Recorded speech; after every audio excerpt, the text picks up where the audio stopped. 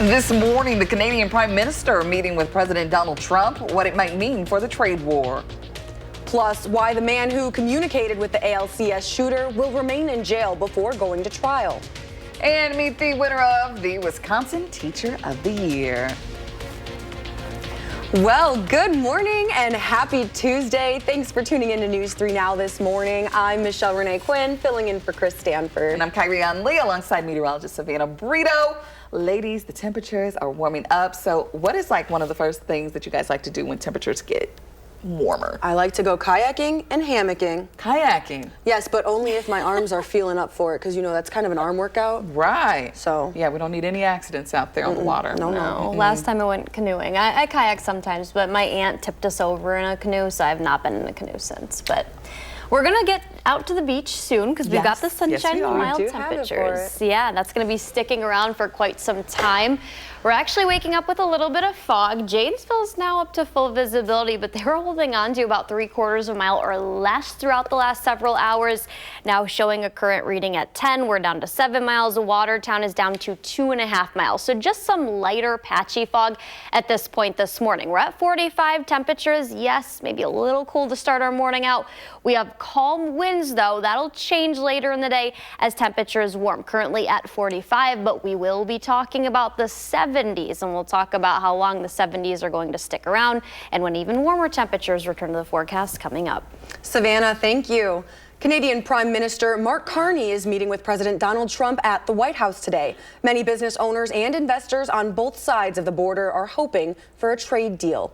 The U.S. now charges 25% tariffs for importing Canadian steel, aluminum, vehicles, and non-exempt auto parts. That's also true for anything non-compliant with the U.S.-Mexico-Canada trade agreement.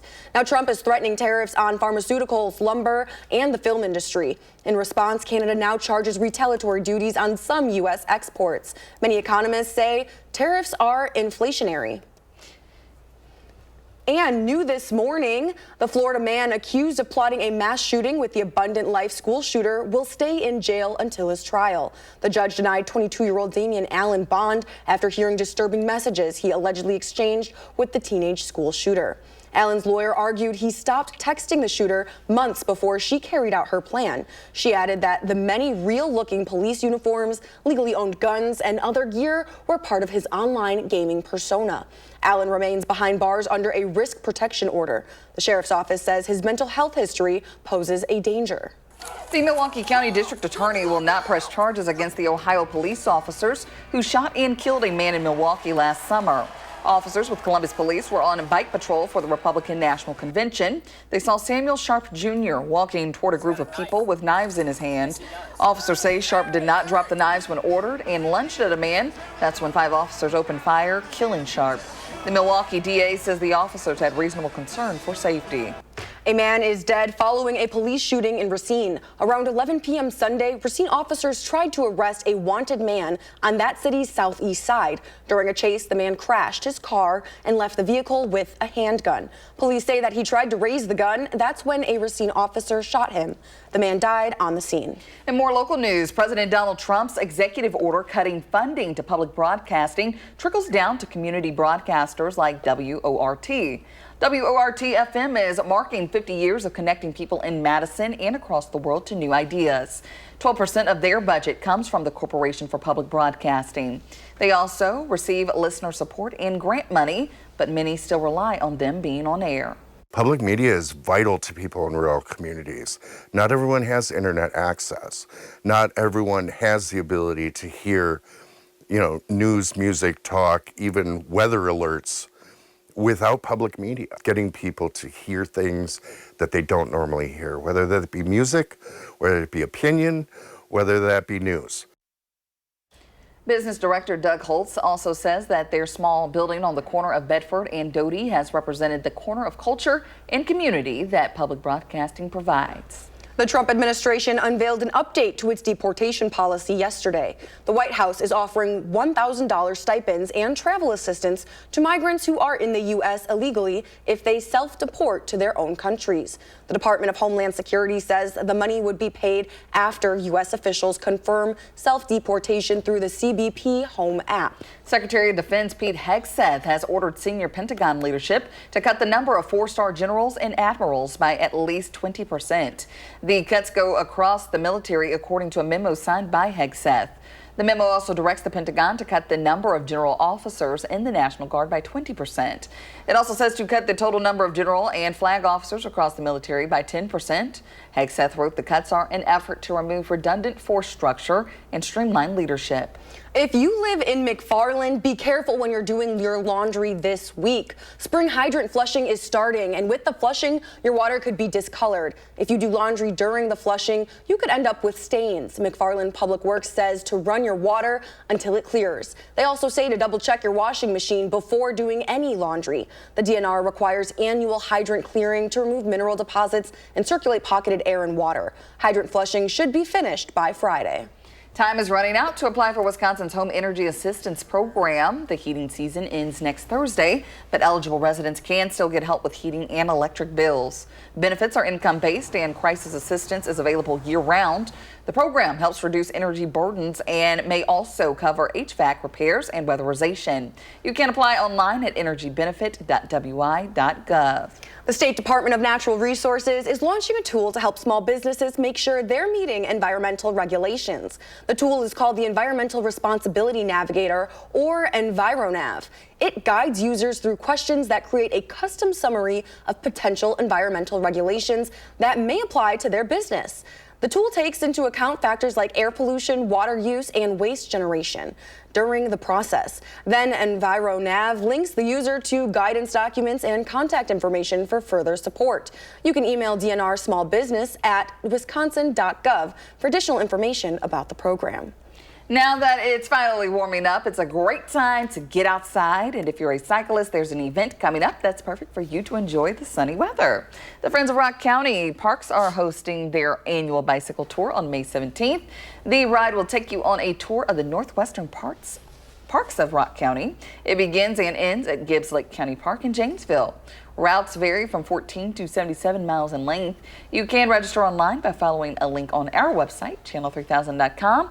The registration costs $25 per person or $40 per family. The Dane County Humane Society is throwing a baby shower. It kicks off the busiest time of year for their wildlife center, baby season. From now through May 11th, DCHS is fundraising for the hundreds of baby animals expected to arrive in the next few weeks. Every year, the Wildlife Rehabilitation Program admits hundreds of vulnerable orphaned baby animals.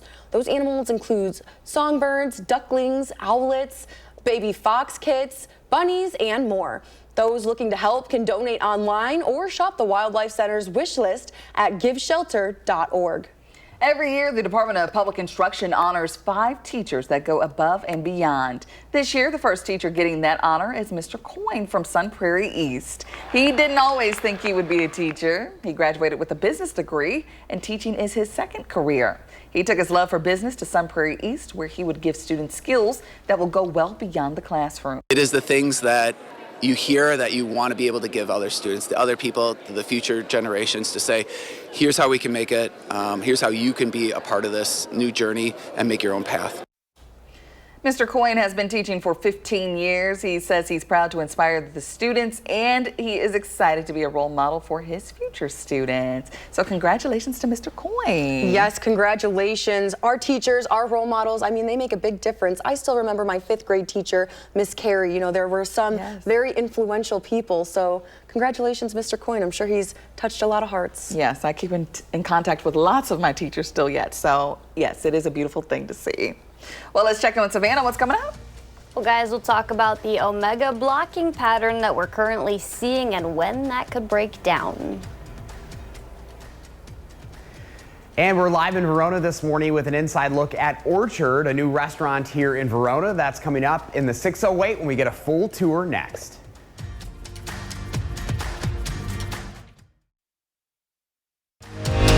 You're watching News 3 Now this morning. Moving forward. Welcome back. A new farm-to-table gastropub is bringing a new experience in the 608. Our Josh Sprider is live in Verona with an inside look at the new restaurant. Good morning. Hey, good morning, guys. Good to be back with you this morning, and I'm super excited to show you Orchard. We are right out in front of Verona High School this morning. This is a brand new gastropub experience, and we have the owner with us this morning, John Biondi. John, good to see you again. Hey, Josh, thank you so much for coming in. Yes. We appreciate you having You know, we me here. visited you out on your farm in Mineral Point years ago, and this was kind of a dream come true for you right here.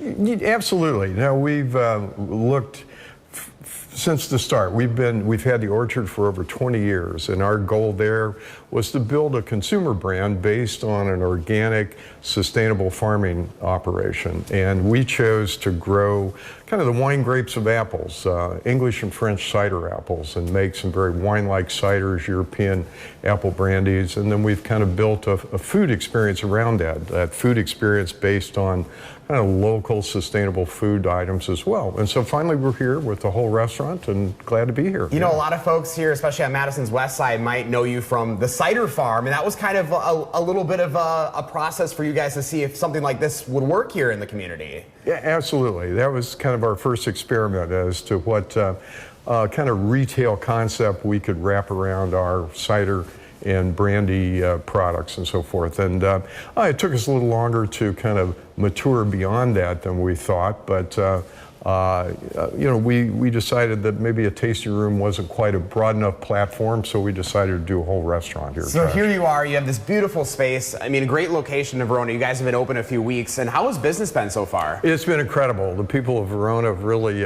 welcomed us with open arms, told us they're glad we're here, glad that to have a restaurant like this in Verona kind of added to the Verona community. And, you know, right here by Epic, right in front of the high school, and we're bringing those communities in as well. So and we're almost to patio season. I see you have these beautiful garage yeah. doors. You'll be able to open it up and get that fresh air. That's right. Another week or two and we'll be out there on the patio. So we're a little, we're excited about that. We're also a little concerned. You know, we've got 70 seats out there we have to deliver service to, so we're working up to that. Yeah. So what kind of food can folks expect on your menu? Yeah, you know, we have the typical Wisconsin pub type items in some ways. We've got burgers and fries and fish fry on Friday night and cheese curds, but we also have some things that are a little bit different in the center of the plate. You know, some things that are a little bit upscale, not too far upscale. We don't want this to be a white tablecloth, you know, anniversaries and birthday sort of place. We want this to be some place where,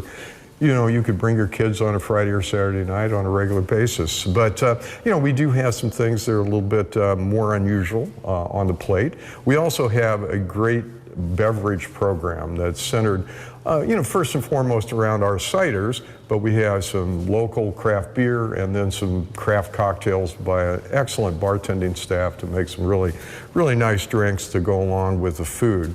We're an organic orchard, so an awful lot of our food items are from our friends in the local organic, sustainable community. Love that. Well, John, congratulations. Thank you so much for having us out this morning. Thank you so much. I cannot wait to come try this out. Well, we'll look forward to it. I love it. If you'd like to learn more about Orchard, you can go to the story up on channel3000.com. I have a link with everything you need to know up there right now, guys. Well, Josh, you better not try it without us, okay? Okay. You better believe you're going to be right next to me. Perfect, because I'm all about new cheese curds. All right. Josh, thank you. Remember to let Josh know what inspires you in the 608. You can reach out either on social media or email us at in608@WISC-TV.com for a chance to be featured. All right, so we're going to take a look at our current temperatures right now. Not looking too bad for 6 a.m. Exactly. It's not too bad. We're in the 40s right now. We do have a couple of warmer areas, but also Black River Falls, usually one of the cooler spots. That's the case again this morning at 37 there, 31 or 51 in La Crosse, and we also got got a 50 in Viroqua, but everyone else for the most part mid to upper 40s. Watertown at 42, which is in the lower 40s, but everyone's going to see temperatures climb. We're looking at the 70s under partly sunny skies, so mid to upper 70s today, but we are starting the day out with a little bit of patchy fog. It was pretty dense in Janesville and down in Rock County. They're now up to full visibility, which is 10. We're down to 7, still some light fog in Madison, and then Watertown's down to 2.5 miles. So no one's included in a dense fog advisory or anything like that, but we are going to continue to see these improve the later into the morning we get. By 7 to 8 a.m., I think all the fog will be moving out of here. Winds will be a tiny bit of a factor as we go for later this afternoon into the evening, about seeing gusts between 15 and 20 miles per hour. We'll see those die down again overnight, but then tomorrow a backdoor cold front will start to usher in cooler air to our northeast, and that'll allow for breezy conditions to return. We're looking at about 20 to 25 miles per hour. A couple places could top out closer to 30, and that will carry us into Thursday as well. But during this time frame, there's little to no rain. That's going to be hard to come by. Wednesday might see a stray shower, and then again as we head into Friday, Saturday, closer to the weekend time frame, at least the initial first half of it. But by Mother's Day, conditions are going to dry out again. The reason is because of our Omega blocking pattern. So we have 2 cutoff lows, one to our southwest and another one to our southeast. High pressure builds and our jet stream kind of gets pushed further northwest, allowing for those above average temperatures to get kind of stuck around that high pressure, and then a dry pattern with mostly sunny skies. And that's exactly what we're going to see. But that cold front, that'll kind of push that a little further to our southwest, and that's why we could see a few stray showers and cooler air that gets pulled in for Thursday. But after that, this roughly, relatively speaking, is going to be our pattern for the foreseeable future. So we've got a lot warmer temperatures that are going to stick around, and that'll take us into Mother's Day weekend and even beyond that. Into next week, we could even be looking at near 80-degree temperatures Monday through about Thursday next week. Definitely going to be in the upper 70s. I do think some areas will break 80 given the right amount of sunshine. All right. Things not looking bad at all. This is the moment I've been waiting for. I know, got some lake days ahead finally, I think. Yes, here we go. Savannah, thank you. And still ahead, we're live with a Madison author talking about his new book on a UW scientist. And in our next half hour, plans for the 2027 NFL Draft. We'll tell you where it's at. Stick around. And before we head to break, here's a look at gas prices. We'll be right back.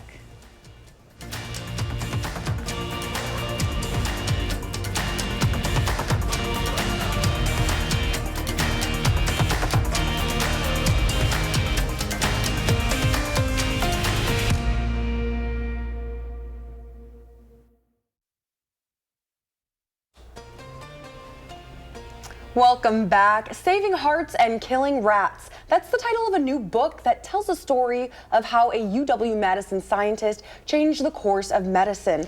Acclaimed local writer Doug Moe is the author and joins us live now. Doug, thank you so much for being here. Thank you. Absolutely. So the book dives deep into the backstory and drama on campus to develop warfarin. So, Doug, what compelled you to write about this? Well, when I was writing a newspaper column back 20 years ago, Carl Paul Link, who is the scientist, his son Tom is a Madisonian, came up to me, thought his dad was worthy of a book. I was writing 5 newspaper columns at the time and passed for a time. But then when I left the newspaper, I dived back in. And the Genesis story is really remarkable, and probably what lured me as much as anything. Link was a young scientist in early 30s here. And a farmer showed up at his lab with a dead cow, a bucket of cow's blood, and some spoiled sweet clover hay. Okay. His cows were dying, they were hemorrhaging. They couldn't stop bleeding. And Link and his team were able over the course of 7 years to isolate what it was and what they were eating, this spoiled sweet clover, that caused their blood not to clot. They managed to make a human anticoagulant out of it. And then also, in a stronger version, a rat poison called warfarin. Wow. Yeah. And now you describe Link as a colorful authoritarian. What do you mean by that? Anti-authoritarian. Anti-authoritarian, okay. Kind of a tilter at windmills. He backs student radical groups on campus. When they couldn't find a faculty advisor, he'd step in. Even though he didn't really agree with them necessarily, he felt they should have a chance to have their own group. So he liked tilting at conformity, and I think it was he dressed with big bow ties and a cape, almost Frank Lloyd Wright-esque. So, along with being a brilliant scientist, he was a character, and as a writer, you're drawn to that. All right, and most recently you wrote in Madison magazine, and you wrote about the Southwest Bike Path, and you've noticed some changes there too. Well, yeah, I live right on the bike path, and we like to think we're nice Wisconsinites, nice Madisonians. Some of these bikes are going at 30 miles an hour, and I got hit in the back by one. Oh my gosh! But we'll all get along. Yes. Can I plug real quick an event? Yes, let's real quickly. We have just a few seconds. Thursday night at Mystery to Me, 6 p.m. I'm going to be talking about the book. Okay. All right, Mystery to Me. That's in Madison. On Monroe Street. Yeah. On Monroe Street. There you go. Yeah. Well, once again, congratulations on your new book, and people can get it at Mystery to Me. Yes. Perfect. Thanks, you guys. Right. And we'll have all of the details on our website, channel3000.com.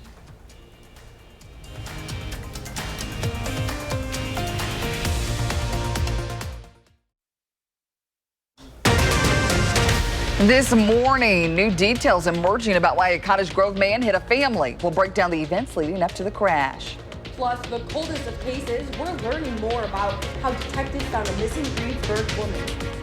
Good morning, everyone. Welcome to News 3. Now this morning, it's Tuesday. I'm Kyrie Unley. And I'm Michelle Renee Quinn, filling in for Chris Stanford. Yes, Tuesday is here, and I am most excited about the sunshine. Yes, the sun, the beautiful weather we have this week. Even our cold days are just warm enough. Yes, just warm enough. And our meteorologist, Savannah Brito, live out in our patio from Madison this morning. Give us up to date what you need to know as you head out the door. Hey, Savannah. Hey, guys. Good morning. We're tracking a little bit of fog out there, but visibilities have improved since we have seen daybreak. We're up to about 7 miles in Madison, but just to our east, you can see a couple areas down to about 4 and then 2.5 miles of visibility. Boscobel's at 3. Janesville was sitting down to 3/4 of a mile, now up to 10, which is good news. As we continue to get further into about 7 to 8 a.m., everyone's going to continue to see those come up to full visibility, which is 10 miles. Temperature is not going to be bad. We're starting the day off in the 40s across most of southern Wisconsin. A couple of areas are in the 50s like Milwaukee, Viroqua, and over in La Crosse. But we do have much more mild of air that's going to move into southern Wisconsin that actually sticks around, and then we've even got warmer temperatures to talk about heading into next week. We'll also give a sneak peek at Mother's Day forecast coming up. All right, Savannah, thank you. First this morning, we have new details in a deadly crash out of Cottage Grove that killed a chiropractor, Dr. Cammie Hansen. A criminal complaint says the man accused of intentionally hitting the Hansen family did so because of an ongoing issue between the families. This morning, Jeffrey Endress of Cottage Grove faces escalated charges, including first-degree intentional homicide, 2 counts of attempted first-degree intentional homicide, and mistreatment of animals causing death. These charges are a major shift from what prosecutors initially filed just last week. At first, all of them were reckless. That's right. And so we're going to look at the criminal complaint this morning, which gives us some more insight. So the criminal complaint says there is a juvenile court proceeding underway involving the Hansen's child and Endress's child. So the Hansen's child is accused of sensitive crimes related to abusing Endress's child. Right before the crash last Monday, Endress received records from Cottage Grove police about the case. Hours later, he drove into 3 members of the Hansen family, one being the child involved. The crash killed Dr. Hansen, their dog, and injured Hansen's husband and child. When speaking with police, Hansen's husband says he believes Endress meant to hit the family in response to the allegations. Witnesses say Endress drove straight into the family at a high speed. His next court date is set for May 14th. The Sauk County Sheriff's Department is sharing more about how they solved a decades-long cold case and the person's reason for leaving. Audrey Backberg went missing in 1962. She lived in Reedsburg and was 20 years old at the time. Recently, the sheriff's office found her alive. The sister actually had an Ancestry.com account, and I was able to use that. That was pretty key in locating death records, census reports, all kinds of data. And ultimately, we came up with an address. I called the local sheriff's department. I said, hey, there's this lady living at this address. You guys have somebody who can just go pop in. 10 minutes later, she called me and we talked for 45 minutes. And during those 45 minutes, Detective Isaac Hansen says they discussed things like her reason for leaving. He says that an abusive husband may have played a role in Backbird's initial decision to leave. Easter Seals, Wisconsin, a nonprofit serving thousands of people with disabilities, is now facing a major setback. The organization runs programs like summer camps in the Wisconsin Dells, but those services could be in jeopardy after the Department of Government Efficiency terminated nearly $400 million in AmeriCorps grant funding. You know, we've been through funding loss before, and so we can deal with that piece of it. Some of the abruptness of this is what really created some challenges. Easter Seals is one of more than 25 nonprofits in Wisconsin that rely on AmeriCorps funding. But as of April 25th, Surf Wisconsin says the federal government has pulled off $14 million in AmeriCorps grants for the state. Attorney General Josh Kaul is joining a lawsuit to stop the dismantling of the Health and Human Services Department.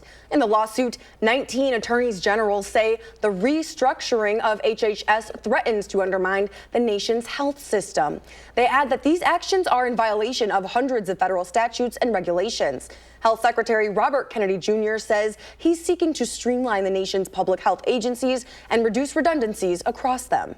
A salmonella outbreak linked to backyard poultry has reached Wisconsin. The CDC says one person here in the state is among 7 sickened across 6 states. The outbreak is tied to backyard chickens and ducks, which can carry salmonella even if they look clean and healthy. Most symptoms include diarrhea, fever, and stomach cramps. The CDC advises washing your hands after handling birds, supplies, or eggs, and wearing separate shoes when working in your coop.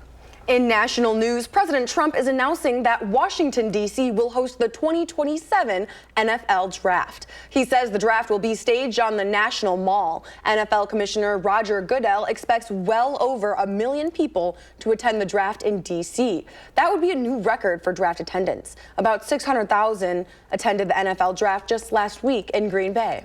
Today continues jury selection in the sex trafficking trial of Sean Diddy Combs. The hip-hop figure is on trial over an alleged conspiracy that ran for 20 years in which federal prosecutors allege he abused, threatened, and coerced women. Combs has denied the allegations and pleaded not guilty to all charges. Opening statements and the start of the testimony are scheduled for next week. Taking a live look at Vatican City, tomorrow the conclave to choose the successor for Pope Francis will begin. This process can take several days. Cardinal electors under 80 years old from 71 countries across 5 continents will be under lock and key in the Sistine Chapel. Ahead of the conclave, support staff took an oath of secrecy. This includes doctors, nurses, cleaners, and cooks. If they break the oath, they could face excommunication. One of Pope Francis's Pope Mobiles will become a mobile healthcare unit for children in the Gaza Strip. The Vatican's official media says the transformation of the Pope Mobile is one of the late Pontiff's final wishes. The vehicle used during his 2014 visit to the Holy Land is being outfitted with medical equipment for diagnosis, examination, and treatment of children in the war-torn region. It will be sent to Gaza once conditions allow safe access. Pope Francis frequently called for peace and ceasefire in the Israel-Hamas war. Israeli officials say a new plan has been approved to seize all territory in Gaza, then occupy it indefinitely. Critics inside Israel have lashed out at the plan. If implemented, hundreds of thousands of already displaced Palestinians will be pushed to southern Gaza. For 2 months, Israel has blocked all food, water, and medicine from entering the Palestinian territory. In more local news, Fort McCoy is postponing its annual Armed Forces Day open house. The open house, originally scheduled for May 17th, will be moved to later this year. Officials are citing staffing shortages and construction along Highway 21 as the reasons for the delay. A new date has not been announced. Experts are urging Americans to protect themselves as tick-borne illnesses rise nationwide. The National Pest Management Association warns that many people don't realize ticks can spread diseases like Lyme and alpha-gal syndrome. Now, they also say most people don't know how to safely remove ticks, but there are a few things you should do to stay safe. 1. Use 20% DEET insect repellent. 2. Wear long sleeves.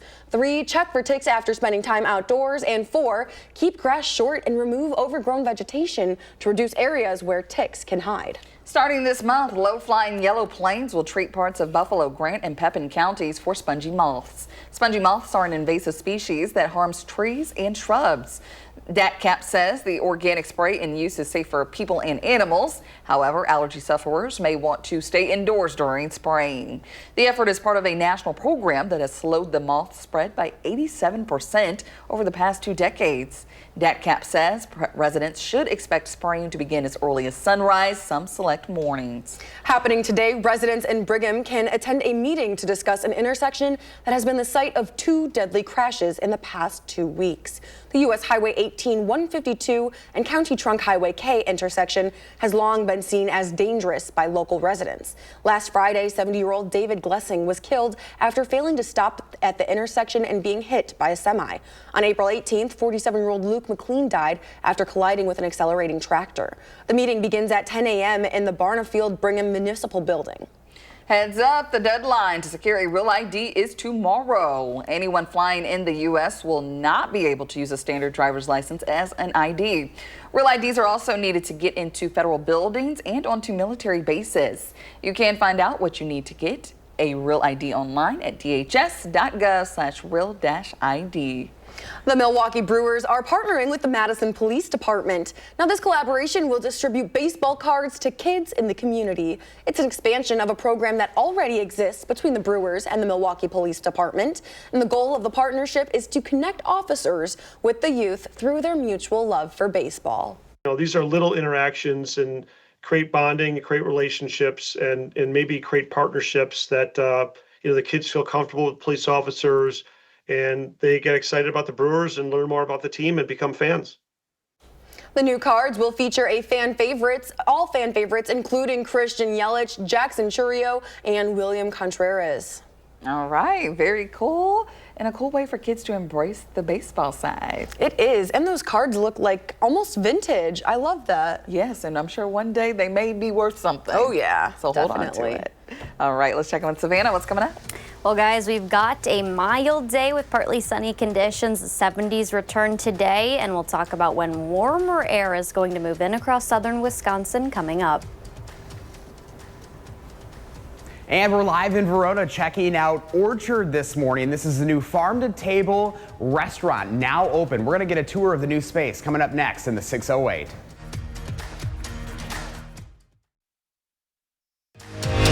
You're watching News 3 Now this morning. Moving forward. Well, good morning. Happy Tuesday and welcome back. A nice day ahead. We've got partly sunny skies and it's going to be mild, much warmer than what we had the last couple of days.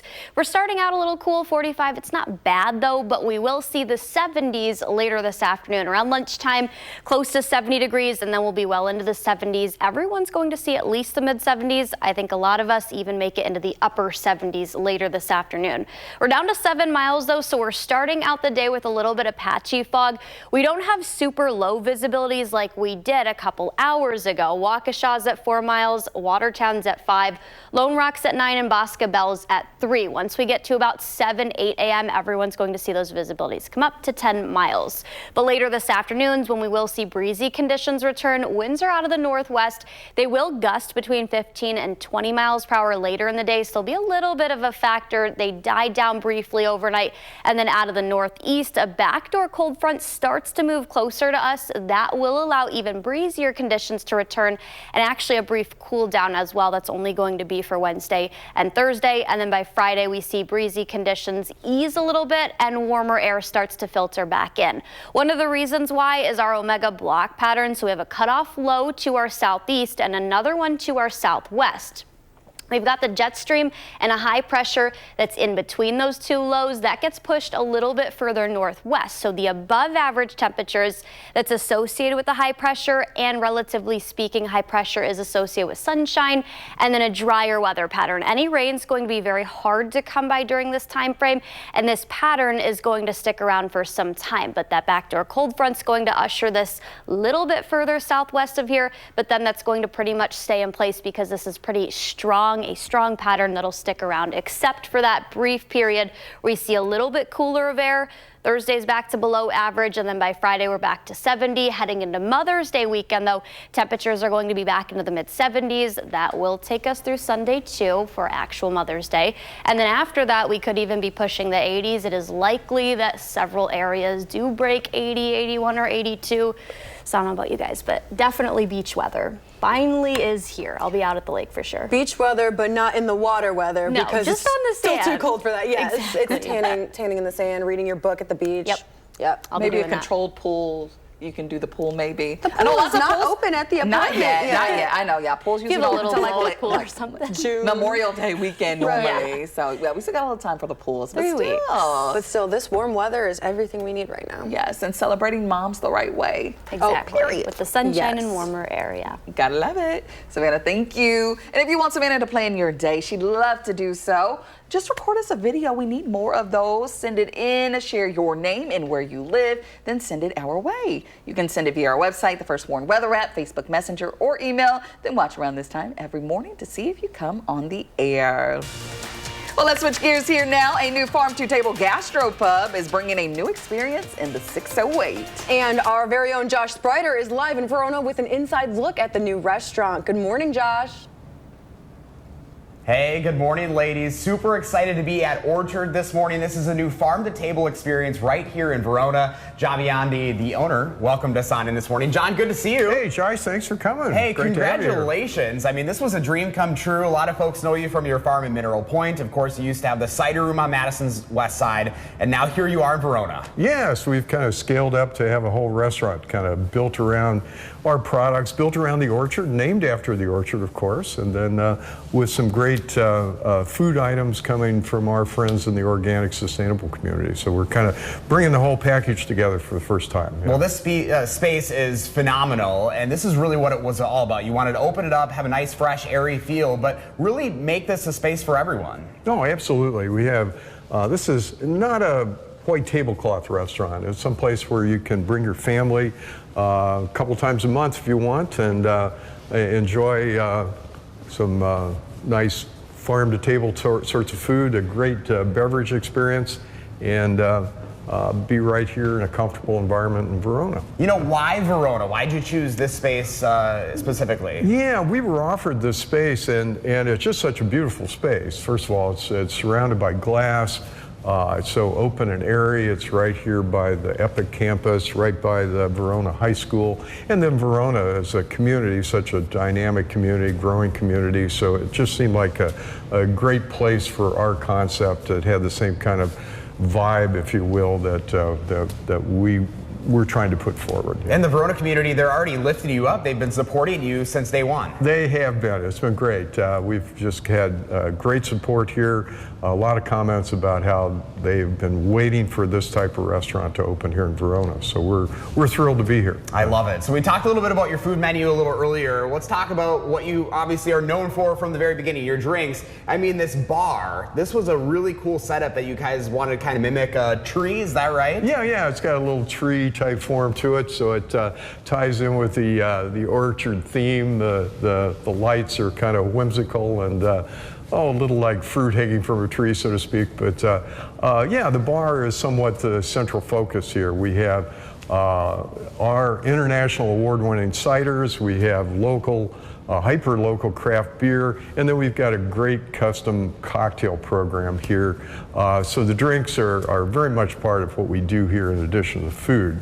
So no, we're excited to offer the whole package. I love it. Yeah. Well, hey, congratulations again. When people want to check you out, when are you open? How can they do so? Yeah, we're here from 4 o'clock till 9 o'clock, Tuesday through Friday. On Saturday, we do brunch from 11 till 2, and then dinner after that till 10 o'clock. And Sunday, we do brunch all day from 11 till 5. And we'll have some live music once we get the patio open. Another thing I should mention is that cider appeals to people that have gluten issues. And so all of our fried foods, you know, our fish fry on Friday night, our various fried cheese curds and so forth, are all gluten-free. And we have all of our sandwiches are gluten-free as well. So we try to cater to that community a little bit as well. Well, hey, John, congratulations again. Josh, Good to thank see you so much. Thanks for coming in. I can't wait for patio season. Look at that. Well, we'll expect you out here. You better believe it. If you'd like to learn more about Orchard, you can go to the story up on channel3000.com. This is just an incredible space, guys. I can't wait for you to check it out yourself. Yes, not sure when not sure when that patio opens, but we've got the weather over here. You've got the cider over there. So once John opens those doors up, I'm thinking some team bonding. Okay. Oh, 100%. Well, remember to let Josh know what inspires you in the 608. You can reach out either on social media or email us at inthe608@WISC-TV.com for a chance to be featured. Well, coming up in the morning sprint, how teens with mental health issues have different experiences with social media. And we want to wish a happy birthday to Leland and Atlas. Oh, happy birthday. Enjoy your day. Happy birthday. We're back live from Madison after this.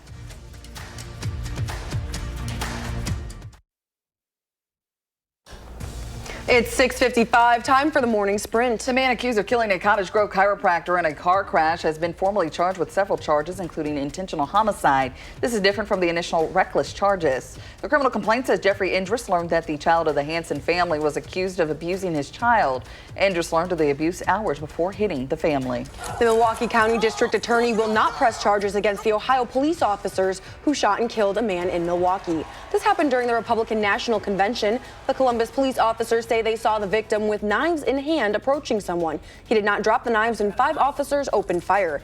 The Milwaukee DA says the officers had reasonable concern for safety. The Florida man accused of plotting a mass shooting with the Abundant Life school shooter will stay in jail until his trial. The judge denied 22-year-old Damian Allen bond after hearing disturbing messages he allegedly exchanged with the teenage school shooter. Allen remains behind bars under a risk protection order. The sheriff's office says his mental health history poses a danger. Teens with mental health issues experience social media differently than other young people. A study by the University of Cambridge found kids ages 11 to 19 with anxiety and depression not only spend more time on social media, they often compare themselves to others and experience changes in mood based on the amount of likes and comments they receive. Well, we're back into the 70s this afternoon. We've got partly to mostly sunny skies that we'll see, and rain is going to be hard to come by the next several days, but at least we've got off and on sunshine throughout the weekend, and even into next week, and then could be pushing 80 degrees early next week. Push it to the limit, cause we're ready for sunshine. We are. We'll be back with another news and weather update in 30 minutes, live from Madison.